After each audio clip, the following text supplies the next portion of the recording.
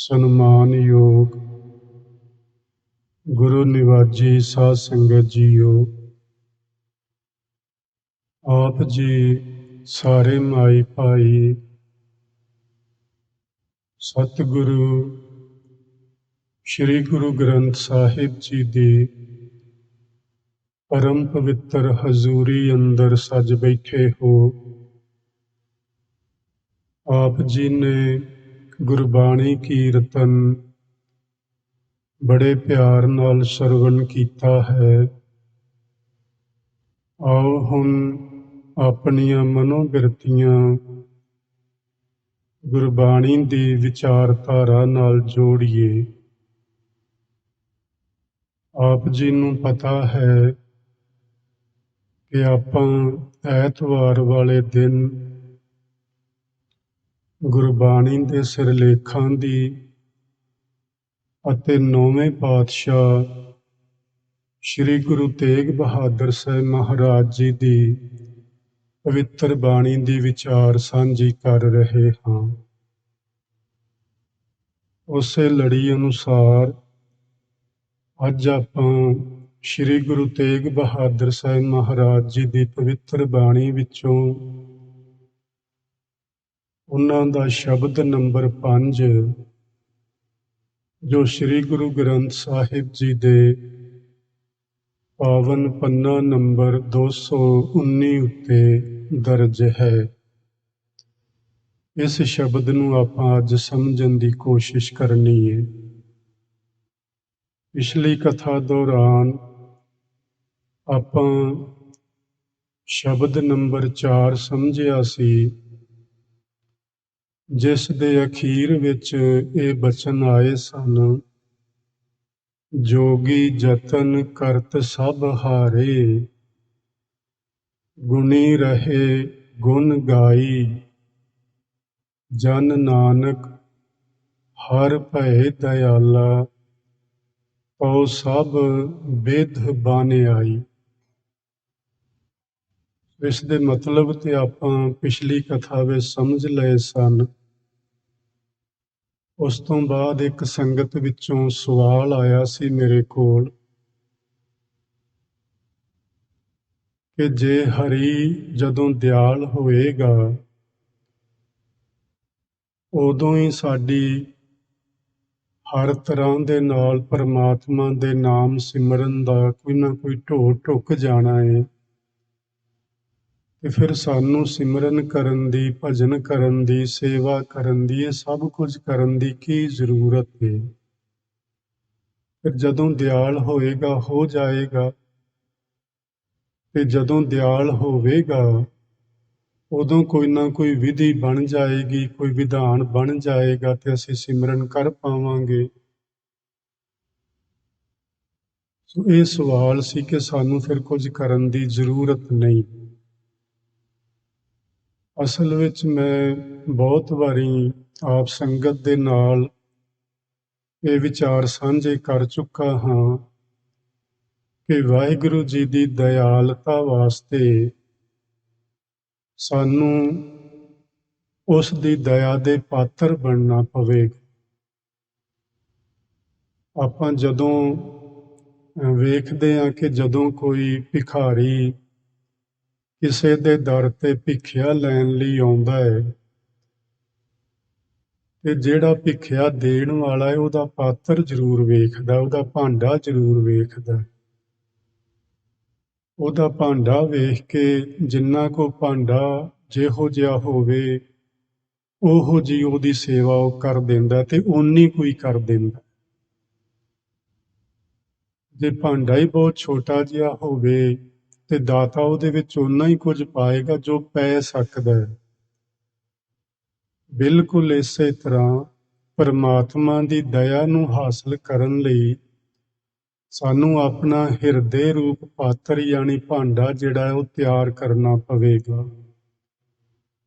ਤੇ ਇਹ ਹਿਰਦੇ ਰੂਪ ਭਾਂਡਾ ਜਿਹੜਾ ਤਿਆਰ ਹੁੰਦਾ ਹੈ ਸ਼ੁਭ ਗੁਣਾਂ ਦੇ ਨਾਲ, ਤੇ ਸ਼ੁਭ ਗੁਣ ਆਉਂਦੇ ਨੇ ਪਰਮਾਤਮਾ ਦੀ ਯਾਦ ਜੇ ਬਣਾਈ ਰੱਖੀਏ। ਜੇ ਪਰਮਾਤਮਾ ਦੀ ਯਾਦ ਨਾ ਬਣੇ ਫਿਰ ਸਾਡੇ ਉੱਤੇ ਉਹ ਜਿਹੜੇ 5 ਵਿਕਾਰ ਨੇ ਉਹ ਆਪਣਾ ਅਸਰ ਪਾਈ ਰੱਖਦੇ ਨੇ, ਜਿਸ ਕਰਕੇ ਸਾਡੇ ਅੰਦਰੋਂ ਸ਼ੁਭ ਗੁਣ ਅਲੋਪ ਹੋ ਜਾਂਦੇ ਨੇ ਤੇ ਉਹਨਾਂ ਦੀ ਥਾਂ ਅਵਗੁਣ ਲੈ ਲੈਂਦੇ ਨੇ।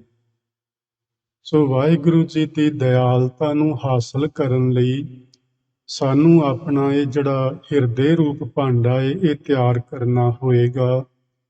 ਇਹਦੇ ਲਈ ਸਾਨੂੰ ਕੀ ਕਰਨਾ ਪੈਣਾ ਏ? ਗੁਰੂ ਅਰਜਨ ਦੇਵ ਮਹਾਰਾਜ ਜੀ ਨੇ ਸਾਡੇ ਨਾਲ ਇਹ ਵਿਚਾਰ ਸਾਂਝੇ ਕੀਤੇ ਨੇ।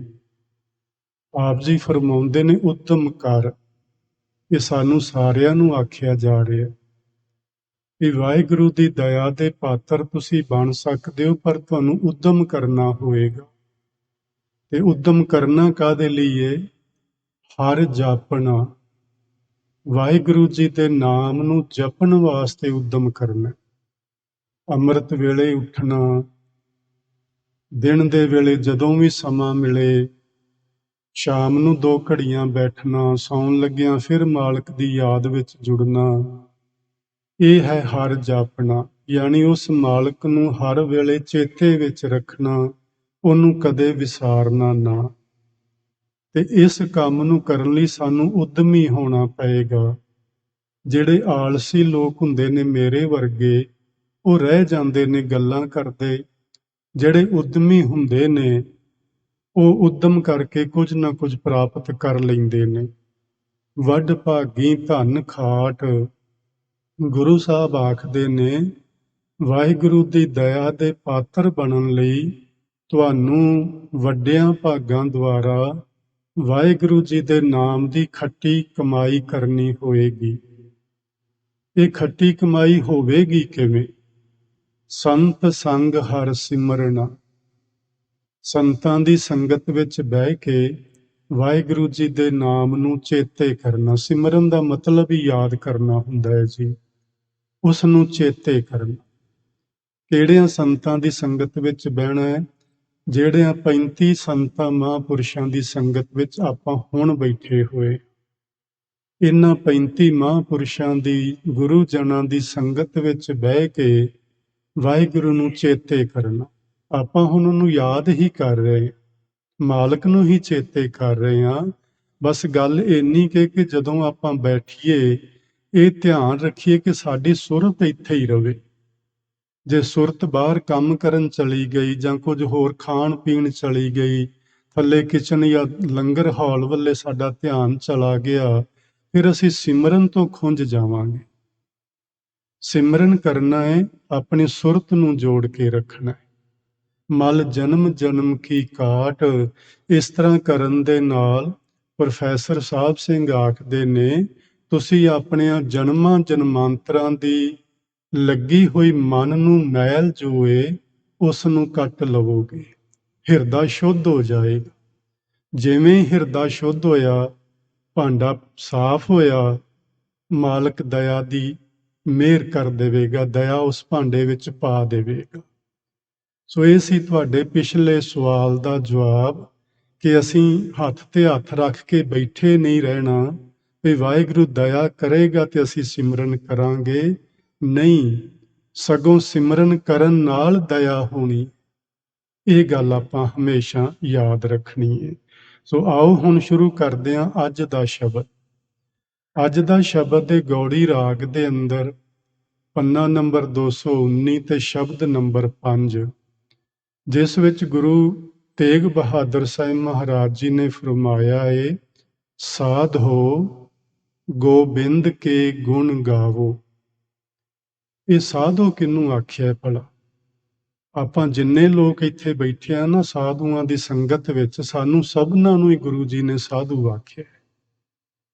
ਤੇ ਸਾਧੂ ਜਿਹੜਾ ਹੁੰਦਾ ਹੈ ਨਾ ਜੀ, ਇਹ ਇੱਕ ਸੁਭਾਅ ਹੁੰਦਾ ਹੈ। ਸਾਧੂ ਬਾਣਾ ਨਹੀਂ ਹੁੰਦਾ। ਸਾਧੂ ਕੋਈ ਸਰੀਰ ਤੇ ਬਣਾਏ ਚਿਹਨ ਚੱਕਰਾਂ ਦਾ ਨਾਮ ਨਹੀਂ ਹੁੰਦਾ। ਸਾਧੂ ਇੱਕ ਸੁਭਾਅ ਏ, ਸਾਧੂ ਇੱਕ ਵਿਚਾਰਧਾਰਾ ਏ, ਸਾਧੂ ਇੱਕ ਬੜਾ ਸੁੰਦਰ ਫਲਸਫਾ ਏ। ਇਸ ਲਈ ਸਾਨੂੰ ਸਾਰਿਆਂ ਨੂੰ ਗੁਰੂ ਜੀ ਨੇ ਅੱਜ ਸਾਧੂ ਆਖਿਆ ਹੈ। ਮੈਂ ਨਹੀਂ ਆਖਿਆ, ਗੁਰੂ ਤੇਗ ਬਹਾਦਰ ਸਾਹਿਬ ਮਹਾਰਾਜ ਜੀ ਨੇ ਆਪਾਂ ਸਾਰਿਆਂ ਨੂੰ ਹੀ ਸਾਧੂ ਆਖਿਆ। ਤੇ ਅੱਜ ਤੋਂ ਤੁਸੀਂ ਚੇਤੇ ਰੱਖਣਾ ਹੈ ਕਿ ਤੁਸੀਂ ਸਾਧੂ ਹੋ, ਗੇਰੂਏ ਰੰਗ ਦੇ ਵਸਤਰਾਂ ਵਾਲੇ ਨਹੀਂ, ਸੰਨਿਆਸੀ ਨਹੀਂ, ਵੈਰਾਗੀ ਤੇ ਤਿਆਗੀ ਨਹੀਂ, ਤੁਸੀਂ ਸੰਸਾਰੀ ਸਾਧੂ ਹੋ। ਤੇ ਚੇਤੇ ਰੱਖਣਾ ਹੈ ਕਿ ਗੁਰੂ ਤੇਗ ਬਹਾਦਰ ਸਾਹਿਬ ਮਹਾਰਾਜ ਨੇ ਸਾਨੂੰ ਅੱਜ ਸਾਧੂ ਆਖ ਕੇ ਪੁਕਾਰਿਆ ਹੈ ਤੇ ਅਸੀਂ ਹੁਣ ਸਾਧੂ ਹੀ ਬਣ ਕੇ ਰਹਿਣਾ। ਭਾਵ ਹੁਣ ਕਦੀ ਕੋਈ ਮਾੜਾ ਕੁਛ ਨਹੀਂ ਕਰਨਾ, ਚੰਗੇ ਹੀ ਕਰਮ ਕਮਾਉਣੇ ਨੇ। ਤੇ ਗੁਰੂ ਤੇਗ ਬਹਾਦਰ ਸਾਹਿਬ ਨੇ ਸਾਨੂੰ ਸਾਧੂ ਆਖ ਕੇ ਇਹ ਗੱਲ ਆਖੀ ਏ, ਗੋਬਿੰਦ ਕੇ ਗੁਣ ਗਾਵੋ। ਅਸੀਂ ਹੁਣ ਗੋਬਿੰਦ ਦਾ ਅਰਥ ਹੁੰਦਾ ਹੈ ਜੀ, ਗੋ ਮੈਨੇ ਧਰਤੀ, ਬਿੰਦ ਮੈਨੇ ਪਾਲਣਹਾਰ। ਧਰਤੀ ਦੇ ਸਮੁੱਚੇ ਜੀਵਾਂ ਦੀ ਪਾਲਣਾ ਕਰਨ ਵਾਲਾ ਗੋਬਿੰਦ ਅਖਵਾਉਂਦਾ। ਉਸ ਗੋਬਿੰਦ ਦੇ ਗੁਣ ਗਾਇਆ ਕਰੋ ਜਿਹੜਾ ਸਾਨੂੰ ਸਾਰਿਆਂ ਨੂੰ ਰੋਜ਼ੀ ਤੇ ਰੋਟੀ ਦਿੰਦਾ। ਉਸ ਮਾਲਕ ਦੇ ਗੁਣ ਗਾਓ। ਅੱਜ ਸਾਨੂੰ ਇਹ ਉਪਦੇਸ਼ ਹੈ ਇਸ ਸੰਗਤ ਵਿੱਚ, ਇਹਨਾਂ ਸੰਤਾਂ ਦਾ, ਇਹਨਾਂ ਗੁਰੂਆਂ ਦਾ, ਵੀ ਸਾਧੂ ਜਨੋ ਵਾਹਿਗੁਰੂ ਜੀ ਦੇ ਗੁਣ ਗਾਇਆ ਕਰੋ। ਮਾਨਸ ਜਨਮ ਅਮੋਲਕ ਪਾਇਓ। ਇਹ ਜਿਹੜਾ ਪਾਇਓ ਸ਼ਬਦ ਹੈ ਨਾ ਜੀ, ਇਹ ਸਾਨੂੰ ਇਸ ਤਰ੍ਹਾਂ ਦਾ ਇਸ਼ਾਰਾ ਕਰਦਾ ਹੈ ਕਿ ਇਹ ਜਨਮ, ਮਨੁੱਖਾ ਜਨਮ, ਤੁਸੀਂ ਆਪਣੀ ਮਰਜ਼ੀ ਨਾਲ ਨਹੀਂ ਲਿਆ। ਤੁਹਾਨੂੰ ਕਿਸੇ ਆਪਣੇ ਹਿੰਮਤ ਨਾਲ, ਕਿਸੇ ਮਿਹਨਤ ਮੁਸ਼ੱਕਤ ਨਾਲ ਨਹੀਂ ਮਿਲਿਆ, ਸਗੋਂ ਤੁਹਾਨੂੰ ਦਿੱਤਾ ਗਿਆ ਹੈ। ਮਾਨਸ ਜਨਮ, ਇਹ ਜਿਹੜਾ ਮਨੁੱਖਾ ਜਨਮ ਹੈ, ਇਹਦੀ ਕੀਮਤ ਨਹੀਂ ਆਖੀ ਜਾ ਸਕਦੀ, ਇਹ ਅਨਮੋਲ ਹੈ ਤੇ ਤੁਹਾਨੂੰ ਪ੍ਰਾਪਤ ਹੋਇਆ ਹੈ। ਤੇ ਪ੍ਰਾਪਤ ਹੋਇਆ ਹੈ ਵਾਹਿਗੁਰੂ ਜੀ ਦੀ ਕਿਰਪਾ ਦਾ ਸਦਕਾ। ਮਾਲਕ ਦੀ ਮੌਜ ਹੋਈ ਹੈ ਤੁਹਾਡੇ ਤੇ, ਮਾਲਕ ਦੀ ਰਹਿਮਤ ਹੋਈ ਹੈ ਸਾਡੇ ਸਾਰਿਆਂ ਤੇ। ਸਾਨੂੰ ਮਾਲਕ ਨੇ ਇਹ ਹੀਰੇ ਵਰਗਾ ਅਨਮੋਲ ਜਨਮ ਦਿੱਤਾ। ਤੇ ਹੁਣ ਕੀ ਆਖਦੇ ਨੇ, ਬਿਰਥਾ ਕਾਹੇ ਗਵਾਵੋ। ਕਿਉਂ ਇਹਨੂੰ ਵਿਅਰਥ ਗਵਾਉਂਦੇ ਹੋ? ਅਸੀਂ ਵਿਅਰਥ ਇਸ ਨੂੰ ਕਿਵੇਂ ਗਵਾਉਂਦੇ ਆ, ਇਹ ਵੀ ਸਾਨੂੰ ਗੁਰਬਾਣੀ ਵਿੱਚ ਨਾ ਪਹਿਲੇ ਪਾਤਸ਼ਾਹ ਜੀ ਨੇ ਸਮਝਾਇਆ ਹੋਏ। ਅਸੀਂ ਇਹਨੂੰ ਵਿਅਰਥ ਇਸ ਤਰ੍ਹਾਂ ਗਵਾਉਂਦੇ ਆ, ਰੈਣ ਗਵਾਈ ਸੋਏ ਕੈ, ਦਿਵਸ ਗਵਾਇਆ ਖਾਏ। ਸਾਰੀ ਰਾਤ ਅਸੀਂ ਸੁੱਤਿਆਂ ਗਵਾ ਲਈ, ਯਾਨੀ ਜੇ 8 ਹੀ ਤੇ ਪਹਿਰ ਨੇ ਸਾਡੇ ਕੋਲ, 24 ਤੇ ਘੰਟੇ ਨੇ, 12 ਘੰਟੇ ਅਸੀਂ ਬਿਸਤਰੇ ਤੇ ਗੁਜ਼ਾਰ ਕੇ ਗਵਾ ਲਏ। ਜਿਹੜੇ ਬਾਕੀ 12 ਬਚੇ ਉਹ ਖਾ ਪੀ ਕੇ ਗੁਜ਼ਾਰ ਲਏ, ਕੰਮ ਧੰਦਾ ਕਰਦਿਆਂ ਗੁਜ਼ਾਰ ਲਏ। ਇਸ ਤਰ੍ਹਾਂ ਅਸੀਂ ਇਹਨੂੰ ਵਿਅਰਥ ਗਵਾ ਰਹੇ। ਵੈਸੇ ਜਿਹੜੇ ਆਪਾਂ ਸੰਸਾਰੀ ਤੇ ਗ੍ਰਸਤੀ ਲੋਕ ਆ, ਆਪਾਂ ਇਹਨੂੰ ਇਸ ਤਰ੍ਹਾਂ ਨਹੀਂ ਸਮਝ ਰਹੇ ਕਿ ਅਸੀਂ ਗਵਾ ਰਹੇ ਹਾਂ। ਆਪਾਂ ਇਹਨੂੰ ਇਸ ਤਰ੍ਹਾਂ ਸਮਝਦੇ ਹਾਂ ਕਿ ਵੇਖੋ, ਮੈਂ ਤੇ ਧਰਮ ਦੀ ਕਿਰਤ ਕੀਤੀ, 8 ਘੰਟੇ 4 ਪੈਸੇ ਕਮਾਏ ਨੇ, ਬੱਚੇ ਪਾਲਣੇ ਨੇ, ਮੈਂ ਆਪਣਾ ਘਰ-ਬਾਰ ਚਲਾਉਣਾ, ਮੈਂ ਗਵਾਇਆ ਤੇ ਨਹੀਂ ਸਮਾਂ। ਰਾਤ ਨੂੰ ਆਰਾਮ ਵੀ ਤੇ ਕਰਨਾ ਹੀ ਹੈ, ਫਿਰ ਹੁਣ ਮੈਂ ਕੱਲ ਦੀ ਤਿਆਰੀ ਕਰਨੀ ਹੈ, ਫਿਰ ਕੰਮ ਕਰਨ ਦੀ, ਮੈਂ ਸਮਾਂ ਗਵਾਇਆ ਤੇ ਨਹੀਂ।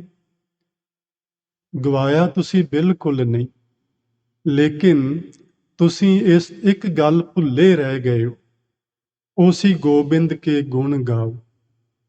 ਇਸ ਸਾਰੇ ਸਮੇਂ 'ਚ ਇੱਕ ਸਭ ਕੁਝ ਕਰਦਿਆਂ ਗੋਬਿੰਦ ਦੇ ਗੁਣ ਗਾਉਣੇ ਸਨ, ਉਹਨੂੰ ਚੇਤੇ 'ਚ ਰੱਖਣਾ ਸੀ। ਉਹ ਨਹੀਂ ਆਪਾਂ ਰੱਖ ਪਾਏ, ਨਾ ਮੈਂ ਰੱਖ ਪਾਇਆ। ਤੁਹਾਡੇ 'ਚੋਂ ਤੇ ਪਈ ਕਈ ਗੁਰਮੁਖ ਹੋਣਗੇ ਜਿਨ੍ਹਾਂ ਨੇ ਚਿੱਤ 'ਚ ਵਸਾ ਲਿਆ ਹੋਏਗਾ। ਰੈਣ ਗਵਾਈ ਸੋਏ ਕੈ, ਦਿਵਸ ਗਵਾਇਆ ਖਾਏ। ਇਸ ਤਰ੍ਹਾਂ ਅਸੀਂ ਵਿਅਰਥ ਕੀਤਾ ਏ। ਹੀਰੇ ਜੈਸਾ ਜਨਮ ਹੈ, ਇਸ ਹੀਰੇ ਜਿਹੇ ਜਨਮ ਨੂੰ ਅਸੀਂ ਕੌਡੀ ਬਦਲੇ ਜਾਏ। ਕੌਡੀ ਦਾ ਇੱਥੇ ਅਰਥ ਹੈ ਮਾਇਆ। ਕੌਡੀ ਤੁਸੀਂ ਵੇਖੀ ਹੋਣੀ ਹੈ, ਇੱਕ ਛੋਟਾ ਜਿਹਾ ਜਿਵੇਂ ਘੋਗਾ ਹੁੰਦਾ ਹੈ, ਸਮੁੰਦਰ ਚੋਂ ਨਿਕਲਦੀਆਂ ਨੇ ਘੋਗੇ ਤੇ ਕੌਡੀਆਂ। ਉਹ ਕੌਡੀ ਦੀ ਕੀਮਤ ਕੁਝ ਵੀ ਨਹੀਂ ਹੁੰਦੀ। ਪੁਰਾਣੇ ਸਮੇਂ 'ਚ 1 ਪੈਸੇ ਨਾਲ ਕੌਡੀ ਮਿਲ ਜਾਂਦੀ ਸੀ, ਤੇ ਹੀਰਾ ਕਦੀ ਵੀ 1 ਪੈਸੇ ਨਾਲ ਨਹੀਂ ਮਿਲਦਾ। ਹੀਰੇ ਦੀ ਤੇ ਕੀਮਤ ਪਾਈ ਨਹੀਂ ਜਾ ਸਕਦੀ। ਉਹ ਤੇ ਡਿਪੈਂਡ ਕਰਦਾ ਹੈ ਕਿ ਦੇਣ ਵਾਲੇ ਕੋਲ ਕਿੰਨੀ ਕੁ ਮਾਇਆ ਹੈ ਤੇ ਲੈਣ ਵਾਲੇ ਨੂੰ ਕਿੰਨੀ ਕੁ ਜ਼ਰੂਰਤ ਹੈ। ਇਸ ਕਰਕੇ ਹੀਰੇ ਦੀ ਕੀਮਤ ਅਸੀਂ ਪਾ ਲੈਂਦੇ ਹਾਂ, ਵੈਸੇ ਹੀਰੇ ਦੀ ਕੀਮਤ ਨਹੀਂ ਹੁੰਦੀ, ਉਹ ਅਨਮੋਲ ਹੁੰਦਾ।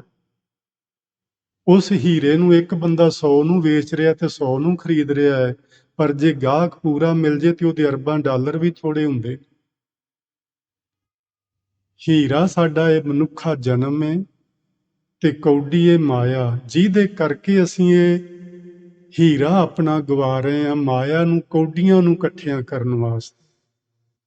ਸੋ ਇਹ ਚੇਤੇ ਵਿੱਚ ਗੱਲ ਰੱਖਣੀ ਹੈ ਕਿ ਅਸੀਂ ਕੌਡੀਆਂ, ਹੀਰੇ ਦੇ ਬਦਲੇ ਕੌਡੀਆਂ ਖਰੀਦ ਰਹੇ ਹਾਂ। ਨਾਮ ਨਾ ਜਾਣਿਆ ਰਾਮ ਕਾ, ਮੂੜੇ ਫਿਰ ਪਾਛੈ ਪਛਤਾਹੇ ਰੇ। ਤੂੰ ਪਰਮੇਸ਼ਵਰ ਦੇ ਨਾਮ ਦਾ ਸਿਮਰਨ ਨਹੀਂ ਕੀਤਾ, ਜੋ ਕਿ ਕਰਨਾ ਸੀ, ਨਹੀਂ ਕੀਤਾ, ਫਿਰ ਤੈਨੂੰ ਪਿੱਛੋਂ ਪਛਤਾਉਣਾ ਪਏਗਾ।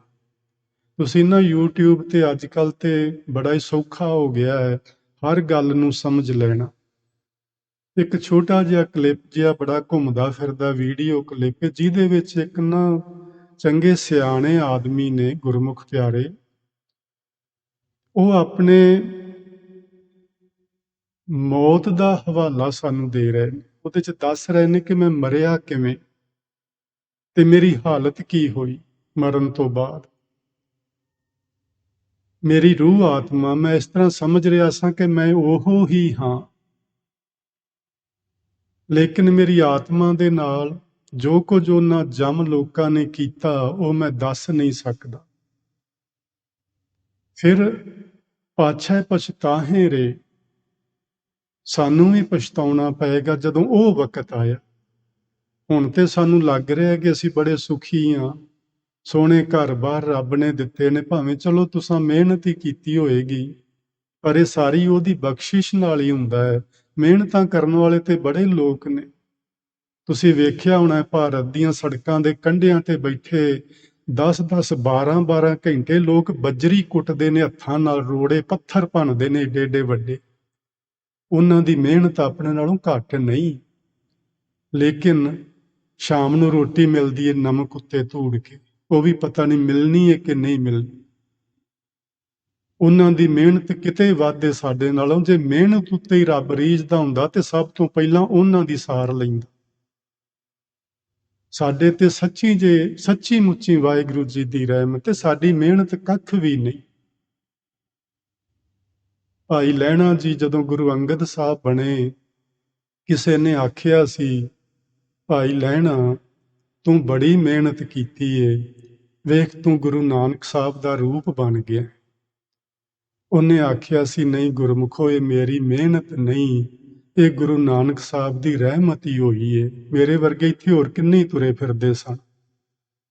ਸਾਡੇ ਤੇ ਵੀ ਮਾਲਕ ਦੀ ਰਹਿਮਤ ਹੀ ਹੋਈ ਜੇ ਤੇ ਸਾਨੂੰ ਇਹ ਸੁੱਖ ਮਿਲੇ ਨੇ, ਪਰ ਇਹਨਾਂ ਸੁੱਖਾਂ ਵਿੱਚ ਅਸੀਂ ਉਸ ਮਾਲਕ ਨੂੰ ਨਾ ਵਿਸਾਰੀਏ, ਉਸ ਮਾਲਕ ਨੂੰ ਚੇਤੇ ਰੱਖੀਏ, ਨਹੀਂ ਤੇ ਫਿਰ ਪਛਤਾਉਣਾ ਪਵੇਗਾ। ਸੋ ਇਹ ਸੀ ਬੰਦ ਪਹਿਲਾ ਗੁਰੂ ਤੇਗ ਬਹਾਦਰ ਸਾਹਿਬ ਮਹਾਰਾਜ ਜੀ ਦੇ ਇਸ ਬਚਨ ਦਾ, ਜਿਸ ਵਿੱਚ ਉਹਨਾਂ ਨੇ ਸਾਨੂੰ ਇਹ ਗੱਲ ਸਮਝਾ ਦਿੱਤੀ ਏ ਕਿ ਭਾਈ ਆਪਣੇ ਇਸ ਹੀਰੇ ਜਿਹੇ ਜਨਮ ਨੂੰ ਵਿਅਰਥ ਨਾ ਗਵਾਓ। ਅਗਲਾ ਬਚਨ ਹੈ, ਪਤਿਤ ਪੁਨੀਤ ਦੀਨ ਬੰਧ ਹਰ, ਸ਼ਰਨ ਤਾਹੇ ਤੁਮ ਆਵੋ। ਪਤਿਤ ਦਾ ਅਰਥ ਹੁੰਦਾ ਹੈ ਪਾਪੀ, ਅਧਰਮੀ, ਜਿਹੜਾ ਆਚਰਨ ਤੋਂ ਡਿੱਗ ਪਿਆ ਹੋਵੇ ਬੰਦਾ, ਤੇ ਪੁਨੀਤ ਹੁੰਦਾ ਹੈ ਉਸ ਪਾਪੀ ਨੂੰ ਪਵਿੱਤਰ ਪਵਿੱਤਰਤਾ। ਪਤਿਤ ਪੁਨੀਤ ਦੀਨ ਬੰਧ ਹਰ, ਜਿਹੜਾ ਪਰਮਾਤਮਾ, ਜਿਹੜਾ ਹਰੀ ਵਾਹਿਗੁਰੂ ਪਾਪੀਆਂ ਨੂੰ ਪਵਿੱਤਰ ਕਰਨ ਵਾਲਾ ਏ ਅਤੇ ਦੀਨਾਂ ਦਾ ਬੰਧੂ ਏ, ਸੰਬੰਧੀ ਏ, ਨਿਮਾਣਿਆਂ ਦੀ ਬਾਹ ਫੜਨ ਵਾਲਾ ਏ, ਉਹਦੀ ਸ਼ਰਨ ਵਿੱਚ ਤੁਸੀਂ ਆਓ।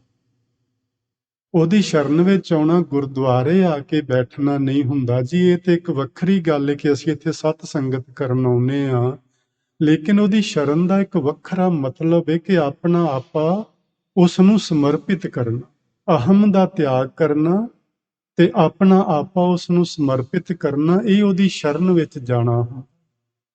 ਗੁਰੂ ਸਾਹਿਬ ਆਖਦੇ ਨੇ ਉਹ ਪਾਪੀਆਂ ਨੂੰ ਪਵਿੱਤਰ ਕਰਨ ਵਾਲਾ ਏ, ਨਿਮਾਣਿਆਂ ਦੀ ਸਹਾਇਤਾ ਕਰਨ ਵਾਲਾ ਏ। ਤੁਸੀਂ ਉਸ ਦੀ ਸ਼ਰਨ ਵਿੱਚ ਆਓ, ਭਾਵ ਉਸ ਨੂੰ ਆਪਣਾ ਆਪਾ ਸਮਰਪਿਤ ਕਰ ਦਿਓ। ਇੱਕ ਉਹਨਾਂ ਨੇ ਬੜੀ ਸੁੰਦਰ ਉਦਾਹਰਨ ਲਈ ਏ, ਗੱਜ ਕੋ ਤਰਾਸ ਮਿਟਿਓ ਜਿਹ ਸਿਮਰਤ, ਤੁਮ ਕਾਹੇ ਬਿਸਰਾਵੋ। ਗੱਜ ਗੱਜ ਹਾਥੀ ਨੂੰ ਆਖਦੇ ਨੇ। ਇਹ ਤੁਹਾਨੂੰ ਮੈਂ ਇਹਦੀ ਬੈਕਗਰਾਉਂਡ ਕੀ ਹੈ ਸੰਖੇਪ ਜਿਹਾ ਦੱਸਣਾ ਚਾਹਾਂਗਾ। ਤੁਸੀਂ ਇਹ ਸਾਰੀ ਕਥਾ ਤੇ ਸੁਣੀ ਹੋਣੀ ਹੈ। ਨੌਵੇਂ ਪਾਤਸ਼ਾਹ ਮਹਾਰਾਜ ਜੀ ਦਾ ਇਹ ਪਵਿੱਤਰ ਬਚਨ ਨੇ, ਜਬ ਹੀ ਸ਼ਰਨ ਗਹੀ ਕਿਰਪਾ ਨਿਧ। ਕਿਰਪਾ ਨਿਧ ਦਾ ਮਤਲਬ ਹੈ ਕਿਰਪਾ ਦਾ ਖਜ਼ਾਨਾ। ਕਿਰਪਾ ਦੇ ਖਜ਼ਾਨੇ ਵਾਹਿਗੁਰੂ ਜੀ ਦੀ ਜਦੋਂ ਹੀ ਉਸ ਹਾਥੀ ਨੇ ਸ਼ਰਨ ਲਈ, ਗੱਜ ਗਰਾਹ ਤੇ ਛੂਟਾ। ਉਹ ਜਿਹੜਾ ਗੱਜ ਸੀ, ਗੱਜ ਇੰਦਰ ਸੀ, ਜਿਹੜਾ ਹਾਥੀਆਂ ਦਾ ਰਾਜਾ ਸੀ, ਜਿਹੜਾ ਉਹ ਗਰਾਹ ਤੋਂ ਛੁੱਟ ਗਿਆ। ਇਹ ਗਰਾਹ ਕੌਣ ਹੈ? ਇਸ ਨੂੰ ਵੀ ਆਪਾਂ ਸਮਝਦੇ ਹਾਂ। ਤੰਦੂਆ ਹੁੰਦਾ ਜੀ ਇੱਕ ਪਾਣੀ ਵਿੱਚ ਰਹਿਣ ਵਾਲਾ ਬੜਾ ਵੱਡਾ ਜਿਹਾ ਜਾਨਵਰ ਹੈ, ਤੇ ਉਹਦੇ ਕਈ ਹੱਥ ਪੈਰ ਹੁੰਦੇ ਨੇ, ਇਸ ਤਰ੍ਹਾਂ ਤੰਦਾਂ ਹੀ ਹੁੰਦੀਆਂ, ਤਾਂ ਹੀ ਉਹਨੂੰ ਤੰਦੂਆ ਆਖਦੇ ਨੇ। ਦੂਰ ਤੱਕ ਫੈਲ ਜਾਂਦਾ ਹੈ ਉਹ, ਤੇ ਬੜਾ ਉਹ ਤਾਕਤਵਰ ਜਾਨਵਰ ਹੁੰਦਾ ਹੈ। ਉਹਦੇ ਤੋਂ ਹਾਥੀ ਛੁੱਟ ਗਿਆ। ਇਹ ਇੱਕ ਨਾ ਭਗਵਤ ਪੁਰਾਣ ਦੀ ਗਾਥਾ ਹੈ, ਉਹਦੇ ਸਕੰਦ ਨੰਬਰ 8 ਵਿੱਚ ਲਿਖੀ ਹੋਈ ਹੈ। ਉੱਥੇ ਦੱਸਦੇ ਨੇ ਕਿ ਜਿਹੜੇ ਦੇਵਤੇ ਨੇ, ਉਹਨਾਂ ਦੀ ਕੋਈ ਸਭਾ ਲੱਗਦੀ ਹੈ ਕਿਤੇ, ਪਤਾ ਨਹੀਂ ਆਪਾਂ ਨੂੰ, ਪਰ ਚਲੋ ਉਸ ਕਹਾਣੀ 'ਚ ਲਿਖਿਆ ਹੋਇਆ ਹੈ। ਤੇ ਉਸ ਸਭਾ ਜਿਹੜੀ ਦੇਵਤਿਆਂ ਦੀ ਨਾ ਸਭਾ, ਉਹਦੇ ਵਿੱਚ ਗਵਈਏ ਹੁੰਦੇ ਨੇ, ਉਹਨਾਂ ਨੂੰ ਰਾਗੀ ਆਖਦੇ ਨੇ, ਤੇ ਉਹਨਾਂ ਨੂੰ ਗੰਧਰਵ ਆਖਿਆ ਜਾਂਦਾ। ਉਹ ਜਿਹੜੇ ਗੰਧਰਵ ਸਨ ਉੱਥੇ, ਉਹਨਾਂ ਦੀ ਸਭਾ ਜਿਹੜੀ ਦੇਵਤਿਆਂ ਦੀ ਸਭਾ ਹੈ, ਉਹਨਾਂ ਦੇ ਦੋ ਨਾਂ ਵੀ ਨੇ, ਗੁਰਬਾਣੀ ਵਿੱਚ ਵੀ ਉਹ ਨਾਂ ਆਏ ਨੇ ਤੇ ਉਸ ਇਤਿਹਾਸ ਵਿੱਚ ਵੀ ਆਏ ਨੇ, ਹਾਹਾ ਤੇ ਹੂ ਹੂ। ਇਹ ਕਰਦੇ ਹਾਹਾ ਹੂ ਹੂ ਹੀ ਹੁੰਦੇ ਨੇ ਇਸ ਤਰ੍ਹਾਂ ਦੇ, ਹੋਰ ਕੀ ਕਰਦੇ ਨੇ। ਉਹ ਦੋਵੇਂ ਜਣੇ, ਉਹਨਾਂ ਨੂੰ ਬੜਾ ਹੰਕਾਰ ਹੋ ਗਿਆ ਆਪਣੇ ਉਸ ਰਾਗ ਵਿਦਿਆ ਦੇ ਉੱਤੇ, ਅਭਿਮਾਨ ਹੋਇਆ, ਜਿਵੇਂ ਸੱਤੇ ਤੇ ਬਲਵੰਡ ਜੀ ਨੂੰ ਹੋ ਗਿਆ ਸੀ, ਤੇ ਗੁਰੂ ਅਰਜਨ ਦੇਵ ਜੀ ਨੂੰ ਜਵਾਬ ਹੀ ਦੇ ਕੇ ਘਰ ਚਲੇ ਗਏ ਸਨ।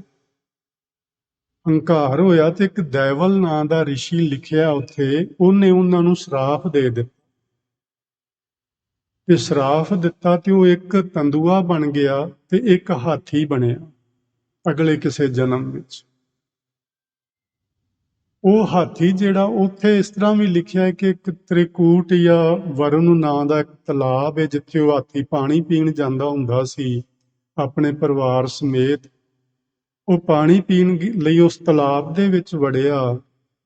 ਜਿਵੇਂ ਹੀ ਤਲਾਬ ਦੇ ਅੰਦਰ ਗਿਆ ਤੇ ਅੱਗੇ ਉਹ ਤੰਦੂਆ ਬੈਠਾ ਸੀ, ਉਸਨੇ ਉਹਨੂੰ, ਉਹਦੇ ਪੈਰਾਂ ਨੂੰ ਜਕੜ ਲਿਆ, ਤੇ ਪੈਰਾਂ ਨੂੰ ਜਕੜ ਕੇ ਉਹਨੂੰ ਪਿੱਛੇ ਨੂੰ ਖਿੱਚਦਾ ਖਿੱਚਦਾ ਡੂੰਘੇ ਪਾਣੀ 'ਚ ਲੈ ਗਿਆ। ਜਦੋਂ ਡੂੰਘੇ ਪਾਣੀ ਜਾ ਕੇ ਉਹ ਹਾਥੀ ਡੁੱਬਣ ਲੱਗਾ, ਹੋਰ ਤੇ ਕੋਈ ਚਾਰਾ ਨਹੀਂ ਸੀ, ਉਹਦੇ ਅੰਦਰੋਂ ਇੱਕ ਅਰਦਾਸ ਨਿਕਲੀ। ਇਹ ਗੁਰੂ ਤੇਗ ਬਹਾਦਰ ਸਾਹਿਬ ਜੀ ਨੇ ਹਵਾਲਾ ਲਿਆ ਹੈ ਜੀ ਉਸ ਭਗਵਤ ਪੁਰਾਣ ਦੀ ਇਸ ਕਥਾ ਦਾ। ਉਦਾਹਰਨ ਦੇ ਤੌਰ ਤੇ ਉਹਨਾਂ ਨੇ ਇਸ ਨੂੰ ਵਰਤਿਆ। ਉਹ ਜਿਵੇਂ ਹੀ ਡੁੱਬਣ ਲੱਗਾ ਹਾਥੀ, ਤੇ ਉਹਦੇ ਅੰਦਰੋਂ ਇੱਕ ਅਰਦਾਸ ਨਿਕਲੀ ਕਿ ਪ੍ਰਮਾਤਮਾ ਤੂੰ ਮੈਨੂੰ ਬਚਾ। ਔਰ ਇਹ ਸਾਡੇ ਸਭਨਾਂ ਦੇ ਅੰਦਰੋਂ ਨਿਕਲਦੀ ਹੈ, ਕੋਈ ਰੱਬ ਨੂੰ ਮੰਨੇ ਜਾਂ ਨਾ ਮੰਨੇ। ਜਿੰਨੇ ਜੀਵ ਜੰਤੂ ਨੇ, ਜਿੰਨੇ ਪੇੜ ਪੌਦੇ ਨੇ, ਜੋ ਕੁਝ ਤੁਸੀਂ ਵੇਖਦੇ ਹੋ, ਜਦੋਂ ਕੋਈ ਵੀ ਚੀਜ਼ ਮੁਸੀਬਤ ਵਿੱਚ ਹੁੰਦੀ ਏ, ਉਹਦੇ ਅੰਦਰੋਂ ਇੱਕ ਪੁਕਾਰ ਉੱਠਦੀ ਏ, ਉਸ ਨੂੰ ਆਪਾਂ ਅਰਦਾਸ ਆਖਦੇ ਹਾਂ। ਤੇ ਉਹ ਪੁਕਾਰ ਹੁੰਦੀ ਏ ਆਪਣੇ ਬਚਾਅ ਲਈ ਬੌੜੀ ਕਰਨਾ, ਕਿ ਮੈਨੂੰ ਬਚਾ। ਉੱਥੇ ਕੋਈ ਅਰਦਾਸ ਸਾਡੇ ਵਾਂਗੂ ਨਹੀਂ, ਗਲ 'ਚ ਪਰਨੇ ਪਾ ਕੇ ਤੇ ਲੰਮੀਆਂ ਲੰਮੀਆਂ ਹੇਕਾਂ ਲਾ ਕੇ ਤੇ ਲੰਮਾ ਸਾਰਾ ਕੁਝ ਪੜ੍ਹਨਾ, ਇਹੋ ਜਿਹੀ ਕੋਈ ਅਰਦਾਸ ਨਹੀਂ ਹੁੰਦੀ। ਅਰਦਾਸ ਤੇ ਬੜਾ ਸਪਸ਼ਟ ਹੈ ਕਿ ਮਨ ਦੀ ਇੱਕ ਭਾਵਨਾ ਹੈ, ਰੱਬ ਜੀ ਦੇ ਅੱਗੇ ਆਪਣੇ ਆਪੇ ਨੂੰ ਪੇਸ਼ ਕਰਨਾ, ਆਪਣੇ ਦੁੱਖਾਂ ਦੀ ਨਿਵਰਤੀ ਲਈ, ਸੁੱਖਾਂ ਦੀ ਪ੍ਰਾਪਤੀ ਲਈ। ਉਸ ਮਾਲਕ ਦਾ ਸਾਨੂੰ ਚੇਤਾ ਬਣਿਆ ਰਹੇ, ਸਾਡਾ ਜਨਮ ਸਫਲ ਹੋਵੇ, ਕੁਝ ਵੀ ਅੰਦਰੋਂ ਭਾਵਨਾ ਪੈਦਾ ਹੋਵੇ, ਇਸ ਨੂੰ ਅਰਦਾਸ ਆਖੀਦਾ। ਉਹਦੇ ਅੰਦਰੋਂ ਜਿਵੇਂ ਹੀ ਇਹ ਭਾਵਨਾ ਪੈਦਾ ਹੋਈ, ਅਰਦਾਸ ਨਿਕਲੀ, ਤੇ ਉਹ ਦੱਸਦੇ ਨੇ ਕਿ ਤੰਦੂਏ ਦੀਆਂ ਜਿਹੜੀਆਂ ਉਹ ਤਾਰਾਂ ਸਨ, ਉਹ ਕੱਟੀਆਂ ਗਈਆਂ ਜਾਂ ਉਹ ਛਡਾ ਦਿੱਤੀਆਂ, ਪ੍ਰਮਾਤਮਾ ਨੇ ਕੋਈ ਮਿਹਰ ਕੀਤੀ ਤੇ ਹਾਥੀ ਉਸ ਸਰੋਵਰ ਤੋਂ ਬਾਹਰ ਆ ਗਏ। ਇਹ ਉਦਾਹਰਨ ਲਈ ਗੁਰੂ ਜੀ ਨੇ, ਜਬ ਹੀ ਸ਼ਰਨ ਗਹੀ ਕਿਰਪਾ ਨਿਧ, ਗੱਜ ਗਰਾਹ ਤੇ ਛੂਟਾ। ਉਹ ਹਾਥੀ ਉਸ ਤੰਦੂਏ ਤੋਂ ਛੁੱਟ ਗਿਆ ਜਿਵੇਂ ਹੀ ਉਹਨੇ ਕਿਰਪਾ ਨਿਧ ਵਾਹਿਗੁਰੂ ਜੀ ਦੀ ਸ਼ਰਨ ਹਾਸਲ ਕੀਤੀ। ਹੁਣ ਆਖਦੇ ਨੇ ਮਹਿਮਾ ਨਾਮ ਕਹਾਂ ਲਓ ਬਰਨੋ, RAM ਕਹਿਤ ਬੰਧਨ ਤੇਹ ਟੂਟਾ। ਮੈਂ ਪਰਮਾਤਮਾ ਦੇ ਨਾਮ ਦੀ ਜਿਹੜੀ ਮਹਿਮਾ ਹੈ ਕਿੱਥੋਂ ਕੁ ਤੱਕ ਵਰਣਨ ਕਰਾਂ, ਭਾਵ ਕੀਤੀ ਨਹੀਂ ਜਾ ਸਕਦੀ। ਪਰਮੇਸ਼ਵਰ ਦੇ ਨਾਮ ਦੀ ਮਹਿਮਾ ਬੇਅੰਤ ਹੈ। ਬਸ RAM ਕਹਿੰਦਿਆਂ ਹੀ, ਰੱਬ ਕਹਿੰਦਿਆਂ ਹੀ ਉਸ ਹਾਥੀ ਦੇ ਬੰਧਨ ਟੁੱਟ ਗਏ। ਹੁਣ ਗੁਰੂ ਤੇਗ ਬਹਾਦਰ ਸਾਹਿਬ ਸਾਨੂੰ ਸਮਝਾਉਂਦੇ ਨੇ, ਗੱਜ ਕੋ ਤਰਾਸ ਮਿਟਿਓ ਜਿਹੇ ਸਿਮਰਤ। ਸਿਮਰਤ ਦਾ ਮਤਲਬ ਆਪਾਂ ਸਮਝ ਲਿਆ ਯਾਦ ਕਰਨਾ। ਕੋਈ ਉੱਥੇ ਵਾਹਿਗੁਰੂ ਵਾਹਿਗੁਰੂ ਰਾਮ ਰਾਮ ਨਹੀਂ ਸੀ ਆਖਿਆ, ਹਾਥੀ ਨੇ ਯਾਦ ਕੀਤਾ ਸੀ ਜਿਵੇਂ ਹੋਇਆ। ਉਸ ਮਾਲਕ ਨੂੰ ਯਾਦ ਕੀਤਾ ਤੇ ਉਹਦੇ ਸਾਰੇ ਬੰਧਨ ਟੁੱਟ ਗਏ। ਤੁਮ ਕਾਹੇ ਬਿਸਰਾਵੋ, ਉਸ ਮਾਲਕ ਨੂੰ ਤੁਸੀਂ ਕਿਉਂ ਵਿਸਾਰਦੇ। ਗੁਰੂ ਤੇਗ ਬਹਾਦਰ ਸਾਹਿਬ ਇਹ ਉਦਾਹਰਣ ਦੇ ਨਾਲ ਸਾਨੂੰ ਸਮਝਾ ਕੇ ਇਹ ਆਖਣਾ ਚਾਹੁੰਦੇ ਨੇ ਕਿ ਤੁਸੀਂ ਕਿਉਂ ਉਹਨੂੰ ਵਿਸਾਰਿਆ ਹੋਇਆ, ਉਹਨੂੰ ਚੇਤੇ 'ਚ ਰੱਖੋ, ਉਹਨੂੰ ਕਦੀ ਨਾ ਵਿਸਾਰੋ। ਬਸ ਇਹ ਗੱਲ ਸਾਨੂੰ ਇਸ ਬੰਦ ਨੰਬਰ 1 ਵਿੱਚ, ਉਤਲਾ ਬੰਦ ਸੀ ਰਹਾਓ ਵਾਲਾ, ਹੁਣ ਬੰਦ ਨੰਬਰ 1 ਵਿੱਚ ਸਾਨੂੰ ਇਹ ਗੱਲ ਸਮਝਾਈਏ ਕਿ ਵਾਹਿਗੁਰੂ ਜੀ ਦੀ ਸ਼ਰਨ ਵਿੱਚ ਆਓ। ਉਹਦੀ ਸ਼ਰਨ ਵਿੱਚ ਆਇਆ ਸਾਰੇ ਮਾਇਕੀ ਤੇ ਵਿਕਾਰਾਂ ਦੇ ਬੰਧਨ ਕੱਟੇ ਜਾਂਦੇ ਨੇ, ਮਨੁੱਖ ਆਜ਼ਾਦ ਹੋ ਜਾਂਦਾ ਤੇ ਮੁਕਤ ਹੋ ਜਾਂਦਾ, ਇਸ ਤਰ੍ਹਾਂ ਆਖ ਲਈਏ। ਅਗਲਾ ਤੇ ਅਖੀਰਲਾ ਜਿਹੜਾ ਬੰਦ ਹੈ ਗੁਰੂ ਸਾਹਿਬ ਦੀ ਇਸ ਪਵਿੱਤਰ ਬਾਣੀ ਦਾ, ਉਹਦੇ ਵਿੱਚ ਆਖਦੇ ਨੇ ਤਜ ਅਭਿਮਾਨ ਮੋਹ ਮਾਇਆ। ਦੋ ਚੀਜ਼ਾਂ ਕਰਨੀਆਂ ਨੇ ਜੀ ਆਪਾਂ ਅੱਜ, ਜਿਹੜਾ ਸਾਨੂੰ ਚੇਤਾ ਗੁਰੂ ਤੇਗ ਬਹਾਦਰ ਸਾਹਿਬ ਕਰਵਾ ਰਹੇ ਨੇ। ਦੋ ਚੀਜ਼ਾਂ, ਇੱਕ ਤੇ ਹਉਮੈ ਦਾ ਤਿਆਗ ਕਰਨਾ ਤੇ ਦੂਜਾ ਮਾਇਆ ਦਾ ਮੋਹ ਛੱਡ ਦੇ। ਰਹਿਣਾ ਮਾਇਆ ਵਿੱਚ ਲੇਕਿਨ ਇਹਦਾ ਮੋਹ ਨਹੀਂ ਕਰਨਾ। ਰਹਿਣਾ ਸੰਸਾਰ ਵਿੱਚ ਮਾਣ ਨਾਲ, ਇੱਜ਼ਤ ਨਾਲ, ਸਤਿਕਾਰ ਨਾਲ ਰਹਿਣਾ ਹੈ, ਪਰ ਹਉਮੈ ਛੱਡ ਦੇਣੀ ਹੈ। ਇਹਦੇ ਵਿੱਚ ਫਰਕ ਹੈ, ਆਪਾਂ ਫਿਰ ਕਦੀ ਵਿਚਾਰਾਂਗੇ। ਵੈਸੇ ਕਦੀ ਕਦੀ ਮੈਂ ਤੁਹਾਡੇ ਨਾਲ ਇਹਦੇ ਤੇ ਗੱਲ ਕਰਦਾ ਰਹਿਣਾ। ਅੱਜ ਅਭਿਮਾਨ ਮੋਹ ਮਾਇਆ, ਇਹ ਦੋ ਚੀਜ਼ਾਂ ਛੱਡ ਦੇਣੀਆਂ ਨੇ। ਫਿਰ ਕਰਨਾ ਕੀ, ਇਹ ਦੋ ਚੀਜ਼ਾਂ ਨੂੰ ਛੱਡ ਕੇ ਫੁਨ ਭਜਨ ਰਾਮ ਚਿੱਤ ਲਾਵੋ। ਰੱਬ ਦੇ ਭਜਨ ਵਿੱਚ ਚਿੱਤ ਨੂੰ ਜੋੜਨਾ। ਭਜਨ ਮੈਨੇ ਸਿਮਰਨ ਕਰਨਾ, ਉਹਨੂੰ ਯਾਦ ਕਰਨਾ, ਜਪ ਕਰਨਾ, ਧਿਆਨ ਕਰਨਾ, ਕੁਝ ਵੀ ਆਖ ਲਵੋ ਤੁਸੀਂ। ਨਾਨਕ ਕਹਿਤ ਮੁਕਤ ਪੰਥ ਇਹ, ਸਤਿਗੁਰੂ ਜੀ ਆਖਦੇ ਨੇ, ਕਹਿਤ ਦਾ ਮਤਲਬ ਆਖਣਾ, ਕਹਿਣਾ। ਮੁਕਤ ਪੰਥ ਇਹ ਹੈ ਮੁਕਤੀ ਦਾ ਮਾਰਗ। ਪੰਥ ਮੈਨੇ ਮਾਰਗ ਹੁੰਦਾ ਜੀ। ਅਸੀਂ ਪੰਥ ਵੀ ਹੋਰ ਹੀ ਕੁਝ ਬਣਾ ਲਿਆ ਹੋਇਆ ਹੈ। ਉੱਥੇ 5-7 ਬੰਦੇ ਇਕੱਠੇ ਹੁੰਦੇ ਨੇ ਤੇ ਉਹ ਇੱਕ ਸਿੱਖ ਪੰਥ ਬਣ ਜਾਂਦਾ, ਤੇ ਉਹ ਪੰਥਕ ਇੱਕ ਮਰਿਆਦਾ ਘੜ ਦਿੱਤੀ ਜਾਂਦੀ, ਤੇ ਹੁਣ ਵੀ ਇਹਦੇ ਤੇ ਤੁਸੀਂ ਸਾਰਿਆਂ ਨੇ ਚੱਲਣਾ। ਇਹ ਅਸੀਂ ਪੰਥ ਬਣਾ ਲਿਆ ਜਿਹਦੇ 'ਚ ਗੁਰੂ ਦੀ ਮੱਤ ਹੀ ਨਹੀਂ ਲਈ ਗਈ। ਵੀ ਮਰਿਆਦਾ ਬਣਾਓ ਪਰ ਗੁਰੂ ਦੀ ਮੱਤ ਤੇ ਕਮ ਸੇ ਕਮ ਵਿੱਚ ਪਾਓ ਉਹਦੇ 'ਚ। ਇਹ ਗੱਲਾਂ ਬੜੀਆਂ ਸਮਝਣ ਵਾਲੀਆਂ ਨੇ ਜੀ। ਅਸੀਂ ਬੜੇ ਸ਼ਬਦਾਂ ਦੇ ਅਨਰਥ ਕੀਤੇ ਨੇ। ਪੰਥ ਜਿਹੜਾ ਹੈ ਨਾ, ਇੱਕ ਰਸਤਾ ਹੁੰਦਾ। ਗੁਰੂ ਸਾਹਿਬ ਨੇ ਇੱਕ ਪੰਥ ਚਲਾਇਆ ਸੀ, ਨਾ ਕਿ ਇੱਕ ਧਰਮ ਖੜਾ ਕੀਤਾ ਸੀ। ਮਾਰਿਆ ਸਿੱਕਾ ਜਗਤ ਵਿੱਚ, ਨਾਨਕ ਨਿਰਮਲ ਪੰਥ ਚਲਾਇਆ। ਗੁਰੂ ਨਾਨਕ ਸਾਹਿਬ ਨੇ ਇੱਕ ਨਿਰਮਲ ਰਸਤਾ ਅਖਤਿਆਰ ਕੀਤਾ ਸੀ ਤੇ ਸਾਨੂੰ ਉਹ ਰਸਤਾ ਵਿਖਾਇਆ ਸੀ ਵੀ ਤੁਸੀਂ ਇਸ ਨਿਰਮਲ ਪੰਥ ਤੇ ਚੱਲਣਾ, ਇਸ ਰਸਤੇ ਤੇ ਚੱਲਣਾ, ਜਿਹਦੇ ਵਿੱਚ ਵਿਕਾਰ ਨਹੀਂ ਹੋਣਗੇ, ਜਿਹਦੇ ਵਿੱਚ ਇਹ ਅਭਿਮਾਨ ਨਹੀਂ ਹੋਏਗਾ, ਮਾਇਆ ਦਾ ਮੋਹ ਨਹੀਂ ਹੋਏਗਾ, ਉਹਦੇ ਸ਼ੁਭ ਗੁਣ ਹੋਣਗੇ। ਉਹਨਾਂ ਗੁਣਾਂ ਦੇ ਧਾਰਨੀ ਬਣ ਕੇ ਤੁਸੀਂ ਵਾਹਿਗੁਰੂ ਦੀ ਭਗਤੀ ਕਰਨਾ। ਇਹ ਹੈ ਜੀ ਮੁਕਤ ਪੰਥ। ਗੁਰਮੁਖ ਹੋਏ ਤੁਮ ਪਾਵੋ। ਜੇ ਗੁਰੂ ਜੀ ਨੂੰ ਪੁੱਛੀਏ ਕਿ ਜਿਹੜਾ ਤੁਸੀਂ ਮੁਕਤੀ ਦਾ ਮਾਰਗ ਸਾਨੂੰ ਦੱਸਦੇ ਹੋ ਪਏ, ਇਹ ਪ੍ਰਾਪਤ ਕਿਵੇਂ ਕੀਤਾ ਜਾ ਸਕਦਾ, ਇਸ ਮਾਰਗ ਨੂੰ ਪਾਇਆ ਕਿਵੇਂ ਜਾ ਸਕਦਾ, ਜਾਂ ਇਸ ਮਾਰਗ ਤੇ ਚੱਲਿਆ ਕਿਵੇਂ ਜਾ ਸਕਦਾ। ਗੁਰੂ ਜੀ ਨੇ ਆਖਿਆ ਨਾ, ਗੁਰਸਿੱਖ ਮੀਤ ਚੱਲੋ ਗੁਰ ਚਾਲੀ, ਗੁਰ ਦਰਸਾਈ ਚਾਲ ਤੇ ਚੱਲੋ। ਭਾਵ ਜੋ ਗੁਰੂ ਨੇ ਸਿੱਖਿਆ ਦਿੱਤੀ ਉਹਦੇ ਮੁਤਾਬਕ ਜੀਵਨ ਜੀਵੋ। ਇਹ ਹੈ ਮੁਕਤ ਪੰਥ, ਇਹ ਹੈ ਉਸ ਰਸਤੇ ਉੱਤੇ ਚੱਲਣਾ। ਗੁਰਮੁਖ ਹੋਏ ਤੁਮ ਪਾਵੋ। ਤੁਸੀਂ ਗੁਰੂ ਦੀ ਰਾਹੀਂ ਗੁਰੂ ਦੇ ਦਿੱਤੇ ਹੋਏ ਉਪਦੇਸ਼ ਨੂੰ ਜੀਵਨ ਵਿੱਚ ਅਪਣਾ ਕੇ ਤੁਸੀਂ ਇਸ ਰਸਤੇ ਨੂੰ ਪਾ ਸਕਦੇ ਹੋ। ਆਓ ਹੁਣ ਆਪਾਂ ਸਮਝਦੇ ਹਾਂ ਜਰਾ ਗੁਰੂ ਕੀ ਬਾਣੀ ਵਿੱਚੋਂ। ਗੁਰੂ ਤੇਗ ਬਹਾਦਰ ਸਾਹਿਬ ਮਹਾਰਾਜ ਸਾਨੂੰ ਸਮਝਾਉਂਦੇ ਨੇ, ਮੁਕਤ ਪੰਥ ਜਾਣਿਓ ਤੈ ਨਾਹਨ। ਜਿਹੜਾ ਸਹੀ ਅਰਥਾਂ ਵਿੱਚ ਮੁਕਤੀ ਦਾ ਰਸਤਾ ਸੀ, ਭਾਈ ਗੁਰਮੁਖੋ, ਉਹਨੂੰ ਤੇ ਤੁਸੀਂ ਜਾਣਿਆ ਹੀ ਨਾ।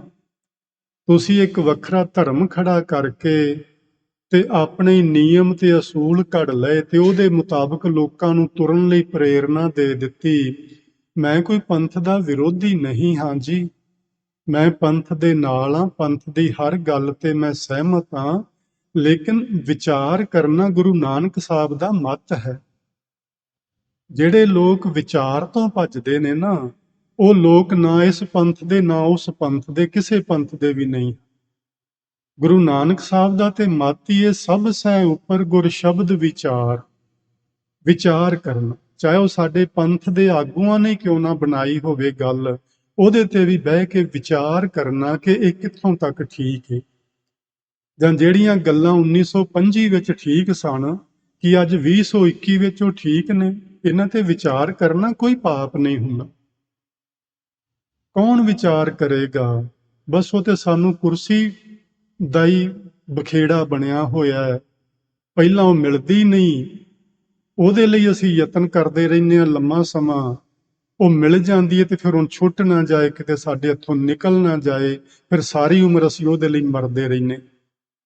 ਆਹ ਸਾਡਾ ਹਾਲ ਬਣਿਆ। ਵਿਚਾਰ ਇੱਥੇ ਕਿੰਨੇ ਕਰਨੀ? ਵਿਚਾਰ ਕਰਨ ਦਾ ਕਿਸੇ ਕੋਲ ਸਮਾਂ ਹੀ ਨਹੀਂ, ਟਾਈਮ ਹੀ ਨਹੀਂ। ਕਿਸੇ ਨੂੰ ਤੁਸੀਂ ਆਖ ਕੇ ਵੇਖਣਾ ਵੀ ਆ 2 ਮਿੰਟ ਬਹਿ ਕੇ ਗੁਰੂ ਦੇ ਸ਼ਬਦ ਦੀ ਵਿਚਾਰ ਕਰੀਏ, ਅਗਲਾ ਕਹਿੰਦਾ ਨਹੀਂ ਜੀ, ਉਹ ਮੇਰਾ ਸੀਰੀਅਲ ਚੱਲਦਾ ਪਿਆ, ਮੈਂ ਤੇ ਉਹ ਵੇਖਣਾ ਪਿਆ, ਉਹ ਨਾ ਨਿਕਲ ਜਾਏ ਕਿਤੇ। ਵਿਚਾਰ ਦਾ ਸਾਡੇ ਕੋਲ ਸਮਾਂ ਹੀ ਨਹੀਂ ਰਿਹਾ। ਔਰ ਸਾਡੇ ਜਿਹੜੇ ਵਿਚਾਰਕ ਵੀ ਨੇ, ਮੈਂ ਬੜੀ ਵਾਰੀ ਅਜਮਾ ਕੇ ਵੇਖਿਆ ਜੀ, ਵਿਚਾਰ ਕਰਨ ਲਈ ਬੈਠਦੇ ਹਾਂ ਤੇ ਅਸੀਂ ਉਸ ਵਿਚਾਰ ਨੂੰ ਬਹਿਸ ਵਿੱਚ ਲਿਜਾ ਕੇ ਬਹਿਸ ਕਰਦੇ ਕਰਦੇ ਲੜਾਈ ਕਰਕੇ ਉੱਠਦੇ। ਇਹ ਸਾਡੀ ਵਿਚਾਰ ਹੁੰਦੀ ਗੁਰਸਿੱਖਾਂ ਦੀ, ਬਾਕੀਆਂ ਦੀ ਤੇ ਗੱਲ ਛੱਡੋ। ਸਾਨੂੰ ਵਿਚਾਰ ਕਰਨੀ ਹੀ ਨਹੀਂ ਆਉਂਦੀ, ਅਸੀਂ ਵਿਤੰਡਾਵਾਦ ਕਰਦੇ।